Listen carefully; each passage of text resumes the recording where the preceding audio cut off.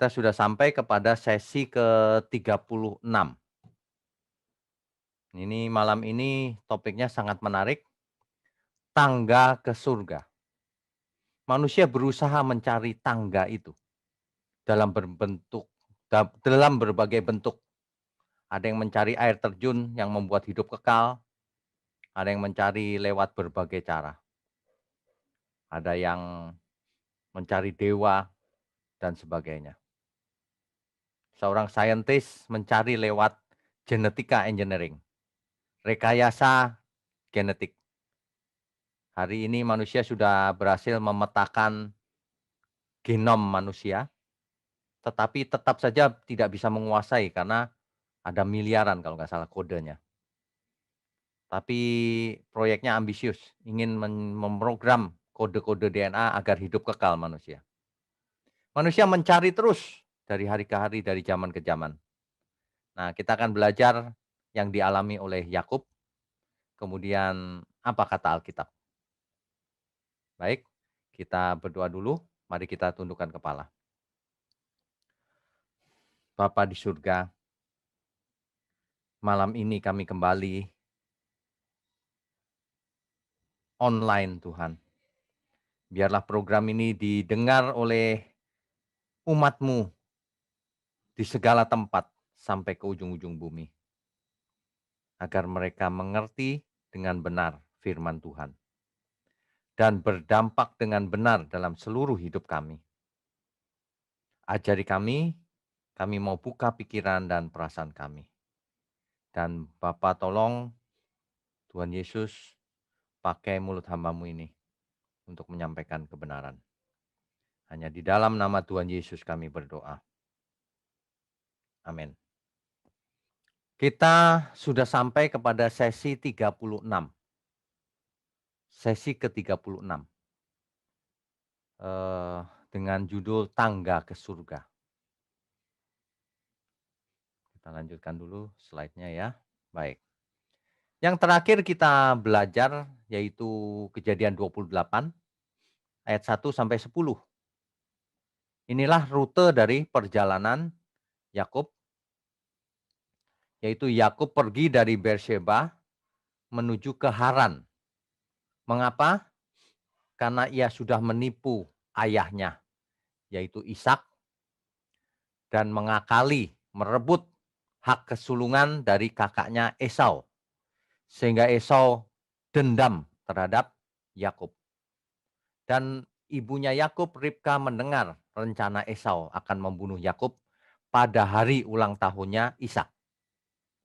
Lalu Yakub disuruh pergi oleh ibunya, dan Ribka memberitahu kepada Ishak bahwa alasannya jangan sampai Yakub meniru Esau kawin dengan perempuan-perempuan Kanaan.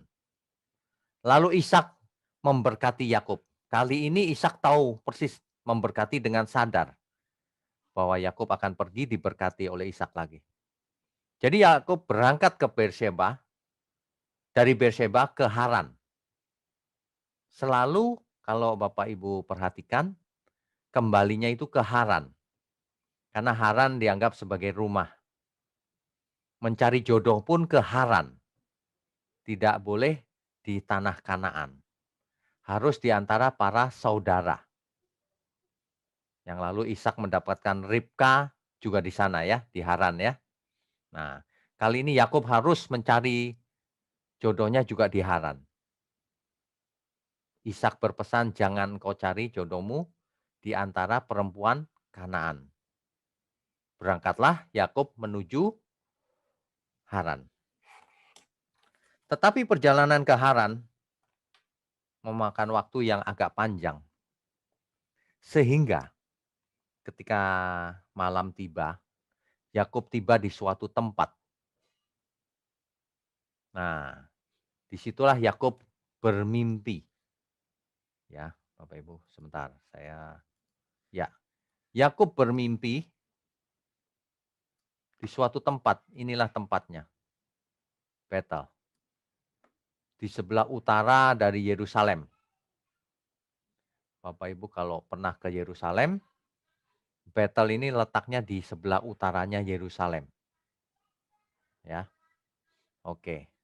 Jadi kalau kita baca Kejadian 28 ayat 10, maka Yakub berangkat dari Beersheba dan pergi ke Haran, ya. Kalau kita lanjutkan ayat 11,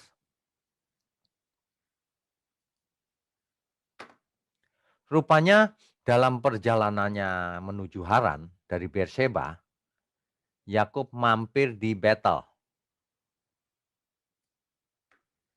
Setelah Yakub menipu ayahnya, yaitu Ishak, dan merebut hak kesulungan dari kakaknya, yaitu Esau, maka oleh ibunya, yaitu Ribka, dan didukung oleh Ishak, bahkan Ishak kali ini memberkati Yakub dengan sadar, maka Yakub meninggalkan rumahnya menuju Haran, rumah pamannya, yaitu Laban, rumah pamannya, saudara dari Ribka, adik laki-laki daripada Ribka, ya. Kejadian 28 ayat 11, ia sampai di suatu tempat dan bermalam di situ. Rupanya sudah malam, ya. Kemungkinan besar Yakub berjalan kaki atau naik unta, kita tidak tahu. Tetapi ia sampai di situ, suatu tempat yang di kemudian hari kita tahu namanya Betel, Betel, ya, artinya rumah Allah. Nah, karena matahari telah terbenam, ia mengambil sebuah batu yang terletak di tempat itu dan dipakainya sebagai alas kepala. Lalu membaringkan dirinya di tempat itu, ia beristirahat. Mungkin capek juga ya seharian. Ia beristirahat dan ia tertidur. Nah, ini dia. Baru kisah ini berlanjut. Maka bermimpilah ia. Yakub dalam tidurnya ia bermimpi. Di bumi ada didirikan sebuah tangga yang ujungnya sampai di langit. Dan tampaklah malaikat-malaikat Allah turun naik di tangga itu. Yakub dalam mimpinya melihat ada tangga yang menghubungkan bumi dan langit atau surga. Dan di situ ada malaikat yang naik turun di tangga itu. Artinya dari langit, dari surga ke bumi dan balik lagi. Ayat berikutnya, ayat 13. Berdirilah Tuhan di sampingnya dan berfirman, Akulah Tuhan, Allah Abraham, nenekmu, dan Allah Ishak. Tanah tempat engkau berbaring ini akan kuberikan kepadamu dan kepada keturunanmu. Rupanya tanah di mana Yakub tertidur itu akan diberikan kepada Yakub dan keturunannya. Di ayat 13 ini ada lost in translation lagi, Bapak Ibu. Terjemahannya harus dijelaskan lebih lanjut. Berdirilah Tuhan di sampingnya. Seolah-olah Tuhan ada di bumi di sampingnya Yakub gitu. Bukan, ya. Kalau kita cek teks asli Alkitab dalam bahasa Ibrani, di situ dipakai kata alau. Alau itu artinya above it, di atasnya. Jadi Tuhan bukan berdiri di sampingnya, tapi berdiri di atas, di puncak tangga, di surga, di puncak sana. Jadi Bapak Ibu mengerti ya mimpinya Yakub ya. Berdirilah Tuhan di atasnya, di ujungnya, di tangga itu. Begitu ya, yang ada di surga. Dan berfirman, Akulah Tuhan, Allah Abraham nenekmu dan Allah Ishak. Memperkenalkan diri secara langsung Tuhan lewat mimpi. Bahwa itulah janji Tuhan. Nah, oke, kita lanjutkan dulu. Ya. Ayat 12, maka bermimpilah ia. Di situ saya highlight ada sebuah tangga yang ujungnya sampai di langit. Jadi tadinya tidak ada tangga itu sekarang ada yang menghubungkan antara bumi dan langit, begitu ya. Yang kedua ada malaikat naik turun, artinya pergi ke bumi, balik lagi ke surga, balik ke bumi, gitu ya. Oke, gambaran mimpi ini sengaja diberikan oleh Tuhan sebab di zaman itu, kan itu zaman setelah Menara Babel tuh, tentu Yakub dan seluruh kaumnya itu tahu cerita itu. Sebab di zaman itu hubungan manusia dan yang ilahi atau dengan dewa-dewa seringkali digambarkan dengan adanya tangga yang menuju langit atau surga. Tuhan memakai bahasa dan budaya manusia untuk berkomunikasi loh. Bapak Ibu bisa bayangkan mimpinya Yakub. Tentu dengan memakai budaya hari itu. Bayangkan kalau Yakub bermimpi pakai pesawat terbang. Nggak mengerti dia. Yakub bermimpi pakai pesawat ulang-alik. Nggak mengerti. Makanya perhatikan baik-baik. Kalau seseorang bermimpi, pasti disesuaikan dengan apa yang ia mengerti. Nah, hari itu disesuaikan dengan tangga yang naik ke surga. Hari ini kita tentu tidak berpikir ada tangga yang sampai ke langit, mana ada. Tapi hari itu memang budayanya begitu, ada tangga, ya. Masih ingat dengan Menara Babel di Mesopotamia? Kita sudah membahas hal ini di sesi-sesi yang lalu dengan tema Menara Babel. Bapak Ibu yang belum mendengarkan silahkan mendengarkan melalui OBS atau langsung akses ke channel kita, GSKI Pantai Indah Kapuk, atau channel pribadi saya juga bisa, ya, ada kita taruh di 2 tempat, untuk memudahkan Bapak Ibu mengaksesnya. Nah, jadi kalau kita belajar Menara Babel, dahulu kita membayangkan Menara Babel itu bentuknya bulat terus ke atas begitu. Kan lukisan-lukisannya begitu. Ternyata tidak begitu sebenarnya. Dan juga tidak tinggi sampai menjulang ke langit, tidak. Tapi seperti Menara Babel yang di Mesopotamia, bentuknya adalah sebuah zigurat. Bapak Ibu yang belum tahu apa itu zigurat, nggak apa-apa, bisa mengulang sesi yang lalu yang berjudul, Menara Babel, tapi saya juga sertakan gambarnya di sini. Jadi manusia membangun Menara Babel atau sebuah zigurat, itu usahanya manusia mendekati langit. Usaha manusia untuk mencapai dewanya, untuk bertemu dengan sang ilahi di surga. Dengan cara membuat menara. Di menara itu untuk naik ke atas ada tangga-tangga yang menuju puncaknya. Nah, di puncak tangga itulah dianggap mencapai langit. Ya, coba kita lihat fotonya atau gambarnya. Ya, jadi kita semua ingat Menara Babel yang di Mesopotamia itu bentuknya adalah sebuah zigurat. Ya, zigurat ini menuju ke suatu puncak, di puncaknya itu ada penyembahan terhadap dewa. Jadi kalau orang naik ke puncak, dianggap sudah mencapai langit atau mencapai surga, bertemu dewanya. Itu maksudnya. Bukan mencapai langit, langit tinggi sekali, nggak ada bangunan mencapai langit. Hari ini pun bangunan tertinggi, Burj Khalifa, ya segitu, masih belum apa-apa kalau dibandingkan langit. Ya, ini suatu istilah atau ekspresi mencapai langit. Menara yang puncaknya mencapai langit, mencapai surga. Rupanya di puncaknya itu ada kuil penyembahan berhala. Mereka mereka merasa sudah mencapai surga. Begitu ya. Itu konteksnya ternyata begitu. Oke, nah ini dia. The Tower of Babel, Menara Babel. Ternyata bentuknya seperti ini. Jadi ada tangganya dari bawah menuju ke atas, puncaknya dinamakan bangunan ini dinamakan zigurat. Kuilnya itu dibangun di atasnya, di paling atas, yaitu ini dia, puncaknya. itu berupa kuil. Disitulah orang yang naik dari tangga ini mau bertemu sang dewa dan mempersembahkan sesuatu di sana. Dan dewanya dipercaya ada di sana. Mereka merasa mencapai surga kalau sudah sampai di situ, bertemu sang yang ilahi. Seolah-olah begitu, bertemu dengan dewa mereka.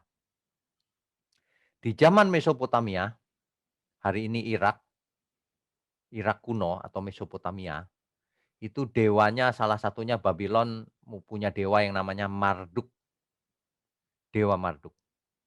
Dan di zaman itu, di kota Babel, itu zigurat nggak hanya satu, banyak rupanya. Banyak penyembahan terhadap berhala.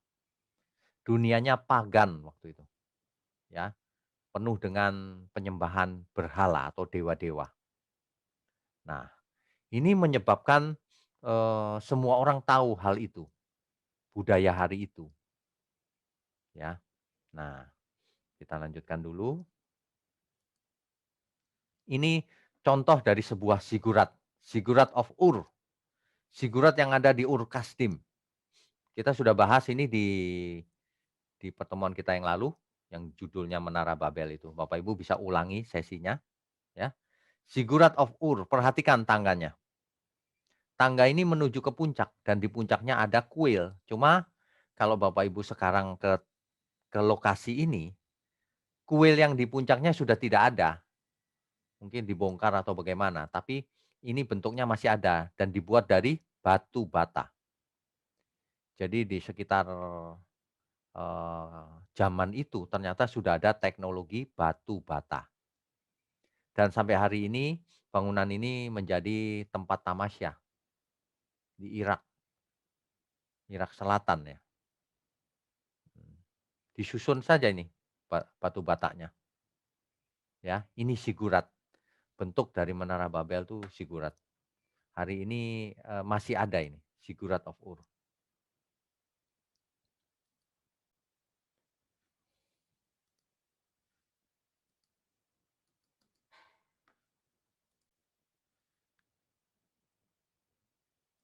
Ya. Berikutnya mimpi Yakub. Itu ayat 12 sampai 15. Tadi sudah saya katakan bahwa manusia itu berusaha mencari yang ilahi.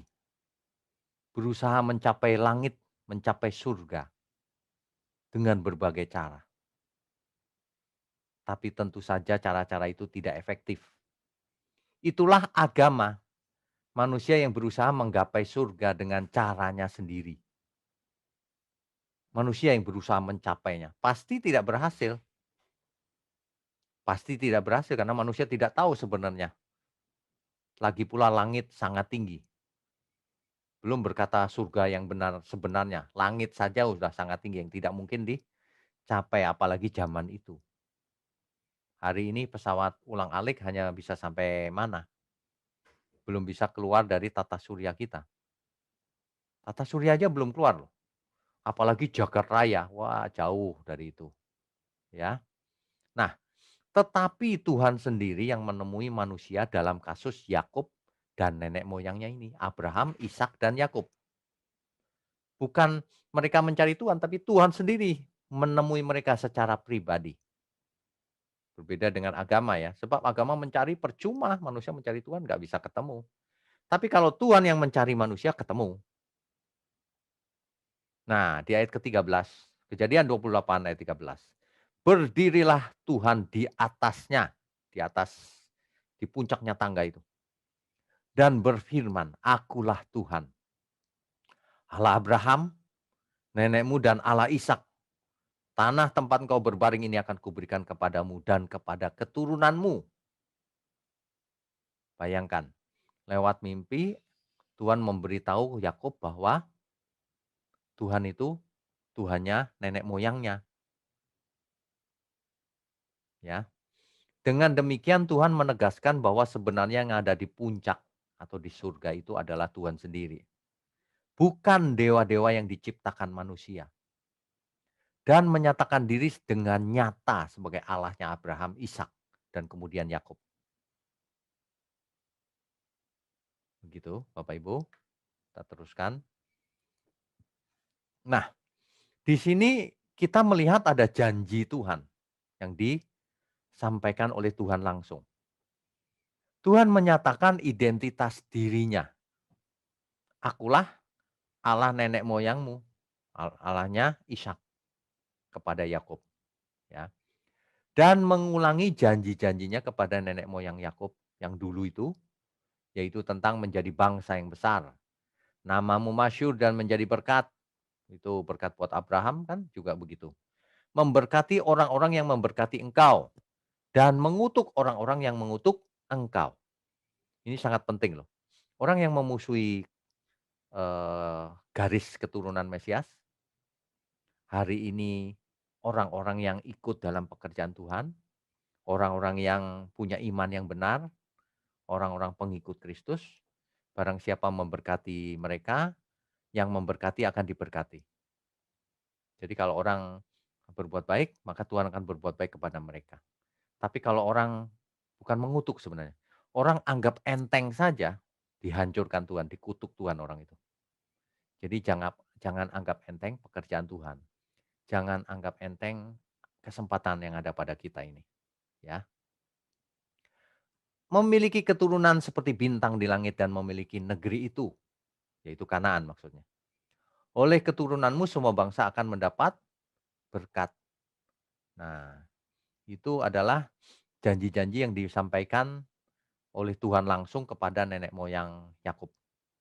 Itu dicatat di Kejadian 12 ayat 2 sampai 3 dan Kejadian 26 ayat 3 sampai 4, ya. Nah, sedangkan di ayat Kejadian 28 ayat 14, keturunanmu akan menjadi debu seperti debu tanah banyaknya. Jadi diulang janji itu, diingatkan Yakub. Yakub pasti sudah mendengar janji-janji itu dari ayahnya Ishak. Nah, tapi diulangi oleh Tuhan dalam mimpi itu. Seperti debu tanah banyaknya. Dan kau akan mengembang ke sebelah timur, barat, utara, dan selatan. Dan olehmu serta keturunanmu semua kaum di muka bumi akan mendapat berkat. Itulah janji Tuhan. Yang ayat 15. Sesungguhnya aku menyertai engkau dan aku akan melindungi engkau kemanapun kau pergi. Dan aku akan membawa engkau kembali ke negeri ini. Jadi Yakub akan pergi ke Haran. Tuhan berjanji melindunginya. Sampai akhirnya Yakub nanti akan kembali lagi.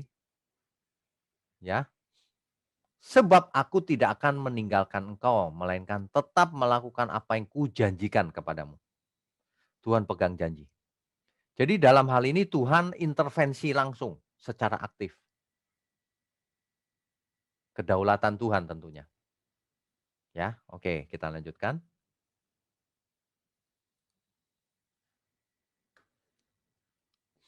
Di ayat ke-16 sampai 19. Ketika Yakub bangun dari tidurnya, berkatalah ia, sesungguhnya Tuhan ada di tempat ini dan aku tidak mengetahuinya. Jadi bukan cuma mimpi. Sebenarnya Tuhan ada di tempat itu. Ia takut dan berkata, alangkah dahsyatnya tempat ini.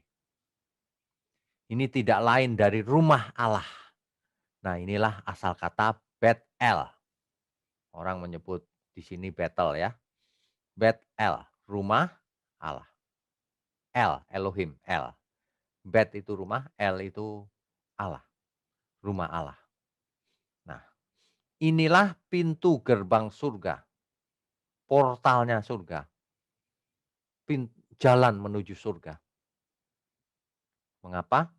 Di situ tadi Yakub melihat tangga itu. Tentu saja itu bukan harafiah. Tangga itu tidak ada, saudara. Tentu saja itu komunikasi dari Tuhan. Figuratif.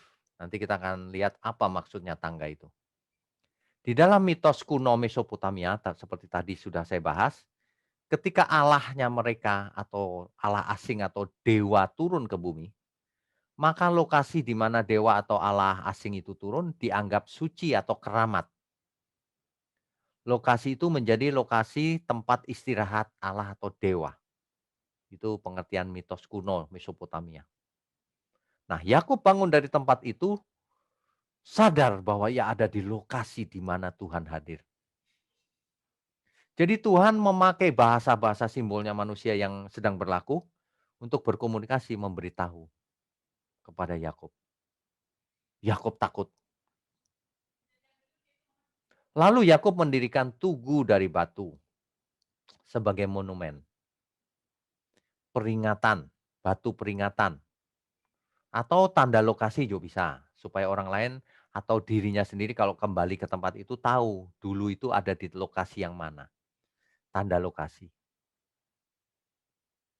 Menuangkan minyak di atasnya tanda bahwa ia mengingat kehadiran Tuhan.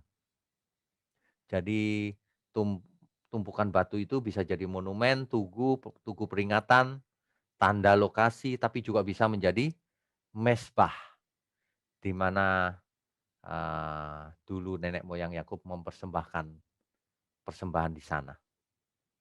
Nah, jadi juga berfungsi sebagai mezbah, ya. Ia menamai tempat itu Bet-El, karena disitulah rumah Allah atau pintu gerbang surga, atau portal ke surga, ya. Dahulu nama kota itu Luz. Sebenarnya namanya Luz, cuma dinamai Bet-El oleh Yakub. Luar biasa ini, Bapak Ibu. Jadi kalau kita Yakub melihat portal surga, pintu gerbang ke surga.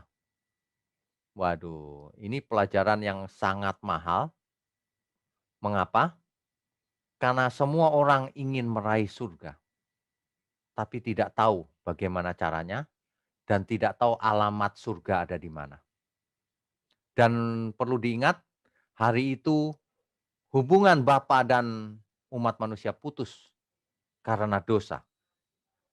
Karena dosa yang terjadi di Eden mula-mula. Tidak ada hubungan antara bumi dan langit. Putus hubungannya karena dosa. Ya. Oke, kita lanjutkan dulu. Nah, di ayat berikutnya, ayat 20 sampai 22. Di situ dikatakan bahwa tentang nasarnya Yakub, ya. Tentang apa? Nasarnya Yakub. Yakub bernasar bahwa isi daripada nasarnya itu ini. Kita baca dulu dari ayat ke-20. Lalu bernasarlah Yakub, jika Allah akan menyertai dan akan melindungi aku di jalan yang kutempuh ini, memberikan kepadaku roti untuk dimakan dan pakaian untuk dipakai, sehingga aku selamat kembali ke rumah ayahku, maka Tuhan akan menjadi Allahku. Inilah nasarnya Yakub. Biasa kalau nasar itu bentuknya bagaimana?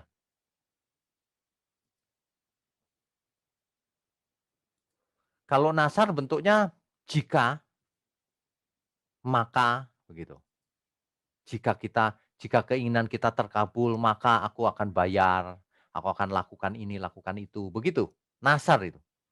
Nah, Yakub bernasar, jika Allah menyertai dan melindunginya sampai ia kembali ke rumah orang tuanya, kan begitu kan?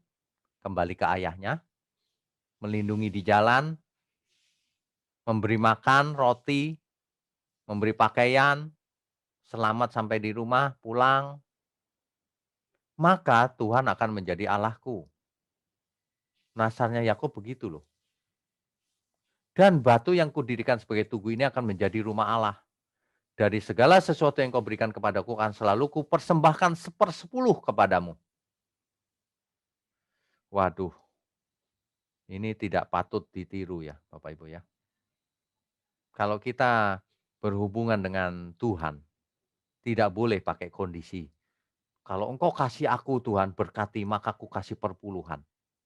Kalau kau berkati aku Tuhan, maka aku akan rajin ke gereja. Kalau engkau berkati aku Tuhan, maka aku akan jadi orang baik. Kalau engkau berkati aku Tuhan, aku akan sumbang gereja. Waduh, itu nggak boleh Bapak Ibu. Ini nasarnya Yakub ini Kita mesti maklum itu zaman perjanjian lama, di awal-awal sekali. Kita harus belajar Alkitab bukan tertinggal di perjanjian lama. Harus maju terus sampai ujung perjanjian baru. Sampai belajar kepada Yesus, Tuhan Yesus. Sampai ke kitab Wahyu. Belajar tidak boleh hanya perjanjian lama. Nanti akibatnya bisa meleset. Kalau orang cuma baca hal ini, waduh boleh ya Pak Nasar. Begitu seolah-olah. Padahal kita sudah ditebus oleh Tuhan Yesus di kayu salib. Sehingga kita tidak punya hak apa-apa. Bagaimana mungkin kita bertransaksi dengan Tuhan seolah-olah kita punya hak. Tuhan, kalau engkau sukseskan bisnisku ini Tuhan, nanti ku bagi 10%. Waduh, sebenarnya semua itu milik Tuhan, tidak boleh dibagi 10% saja. Apalagi hitung-hitungan. Ya, ini salah satu contoh yang tidak boleh ditiru. Yakub bernasar, Tuhan jika engkau begini, maka engkau jadi Allahku, nanti ku kasih 10%. Gitu. Wah, itu tidak boleh itu. Zaman perjanjian baru, cara-cara ini sudah harus ditinggalkan. Di perjanjian baru dikatakan, kalau iya katakan iya. Kalau tidak katakan tidak. Begitu harusnya, ya. Oke, kita teruskan. Bicara soal turun naik ke surga. Di perjanjian baru ditulis, Tuhan Yesus sendiri yang mengatakannya. Yohanes 1 ayat 51. Lalu kata Yesus kepadanya, Aku berkata kepadamu, sesungguhnya engkau akan melihat langit terbuka dan malaikat-malaikat Allah turun naik kepada anak manusia. Hari ini kalau ada yang mengaku sudah pernah turun naik ke surga, di Alkitab saja nggak dicatat loh manusia ada turun naik ke surga. Ya, kalau Elia, Musa itu karena menemui Tuhan Yesus, karena pasti dikirim bukan mau turun sendiri. Ya, di Wahyu 4 ayat 1, kemudian daripada itu aku melihat sesungguhnya sebuah pintu terbuka di surga. Dan suara yang dahulu yang telah kudengar berkata kepadaku seperti bunyi sangkakala, katanya, naiklah kemari. Dan aku akan menunjukkan kepadamu apa yang harus terjadi sesudah ini. Yohanes rupanya melihat penglihatan tentang surga. Ada pintu surga. Kita juga tidak boleh berpikir ada tangga secara fisik. Atau naik pesawat terbang ke sana. Tidak bisa. Ini adalah bahasa-bahasa yang mesti kita mengerti. Ada tangga dari bumi ke surga, maksudnya hubungan surga dan bumi. Ada tangganya, ada penghubungnya. Nah, kita lanjutkan lebih dulu. Jadi kita harus lari ke perjanjian baru, jangan tertinggal di perjanjian lama. Sehubungan dengan hal ini, kita harus ingat satu-satunya pengantara yang menghubungkan kita dan Allah kita di surga. 1 Timotius 2 ayat 5. Karena Allah itu Esa, Bapak Ibu kalau baca ingat harus mengerti konteksnya. Karena Allah itu Esa, Allah di sini siapa maksudnya? Theos di sini siapa? Tentu saja Theos di sini atau Allah di sini adalah Allah Bapa, bukan Tuhan Yesus. Nah, kalau orang jahat memotong kata-kata saya, loh Allah dibilang bukan Tuhan Yesus, begitu. Itu orang-orang jahat. Saya sarankan untuk bertobat ya Bapak Ibu kalau ada di antara Bapak Ibu yang melihat online Bible study ini. Jangan dipotong perkataan saya. Di ayat ini Allah di sini bukan Yesus, tapi Allah Bapa. Karena Allah Bapa itu Esa, satu. Dan Esa pula dia, siapa dia di situ? Yang menjadi pengantara antara Allah dan manusia, antara Allah Bapa dan manusia. Yaitu manusia Kristus Yesus. Jadi yang menghubungkan kita manusia dan Allah Bapa di surga adalah Tuhan Yesus. Jadi kalau kita melihat tangga sampai ke surga, itu figuratif, itu menjelaskan bahwa Tuhan Yesuslah yang mengantarkan kita kepada Allah Bapa di surga. Ya, jadi kalau Yakub melihat tangga ke surga, itu belum pernah Tuhan menjemput manusia. Nah, itu perlambang atau suatu tanda bahwa surga terbuka. Malaikat turun naik melayani orang-orang percaya nantinya. Jadi kalau ini ditafsir sampai jauh ke depan, maka kita akan tahu bahwa eh, itu adalah perumpamaan, bukan perumpamaan, figuratif. Nah, kita harus mengerti ya. Baik, berikutnya apa yang kita pelajari dari pelajaran kita malam ini? Apa yang kita pelajari? Manusia mencari Tuhan dengan usahanya sendiri, dengan cara menciptakan Allah atau dewanya sendiri, ya. Membangun bangunan yang dianggap bisa menjadi sarana mencapai surga, bertemu dengan Allahnya atau dewanya, membuat patung sebagai Allah atau dewa. Macam-macam loh manusia ini caranya. Jadi, eee, di zaman dulu sampai hari ini, banyak orang menciptakan cara-cara untuk bertemu dengan Tuhan, untuk mencapai surga, untuk mendapatkan rejeki atau mendapatkan berkat dari surga atau dari Tuhan atau dari dewanya. Macam-macam. Tuhan itu manusia itu berusaha mencari dengan usahanya sendiri.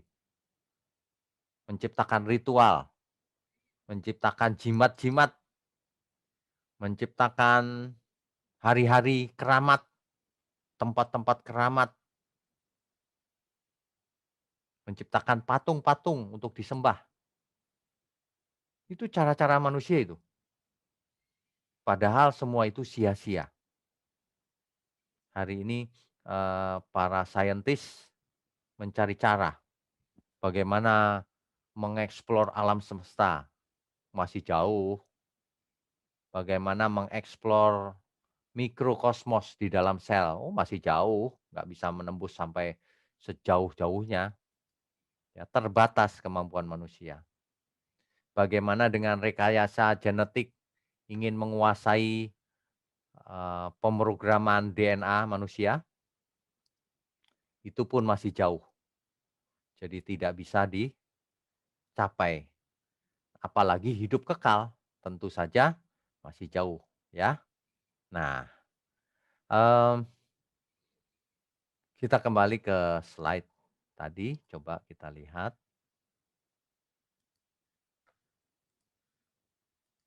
Ya, jadi kita belajar ada usaha manusia untuk mencari Tuhan. Contohnya Menara Babel.